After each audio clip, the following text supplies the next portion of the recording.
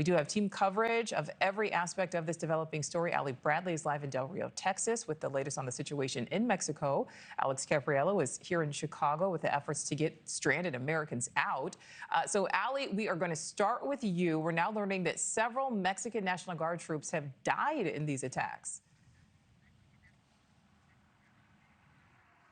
Yeah, you're exactly right here, Nichole. Mexican defense officials confirming that the head of the Jalisco New Generation Cartel, or CJNG, was killed during this military operation in Jalisco as they were trying to capture him. So now the White House is also saying that the United States did provide intelligence support, adding that Nemesio Ruben Oseguera Cervantes, known as El Mencho, was a top target for both the U.S. and Mexico. Authorities say special forces came under attack. They returned fire during the operation. They killed at least 8 suspected cartel members, wounding others and making arrests here. Nearly 24 soldiers were also killed in the altercations. Officials also reported the seizure of weapons and armored vehicles, including rocket launchers capable of downing aircraft. Forensic authorities are now working to formally confirm identities. The Defense Ministry says El Mencho died while being transported. El Mencho led CJNG. It's one of Mexico's most powerful and fastest growing criminal organizations. It was formed in 2009. It has become a dominant force in global drug trafficking and a major driver of fentanyl flowing into the U.S. The U.S. State Department had offered a reward of up to $15 million for information leading to El Mencho's capture. In February, the Trump administration designated CJNG as a foreign terrorist organization, escalating pressure on the cartel and expanding the tools available to target its operations. But here's the deal. It was El Mencho's personal life that actually opened the door for this operation and his subsequent demise. Take a listen. El 20 de febrero.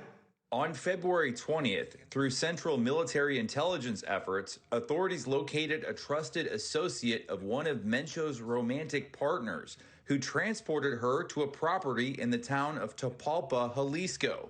At that location, she met with Mencho. On February 21st, she left the property, and officials obtained information that Mencho remained there. He stayed at the site with a security circle protecting him. So it was his love interest that led to his subsequent demise there. El Mencho, 59 years old. He was originally from the western state of Michoacan. His ties to organized crime date back at least 3 decades. Now, officials say that security forces do remain deployed across Mexico in the wake of his death there. Now, Guatemala, interesting here, Nichole, they're also reinforcing their border with Mexico because of the fallout. Nichole. All right, so Ali, this is one of the most prolific cartels in Mexico that we are talking about here. So what can we expect will happen next when it comes to leadership of that cartel?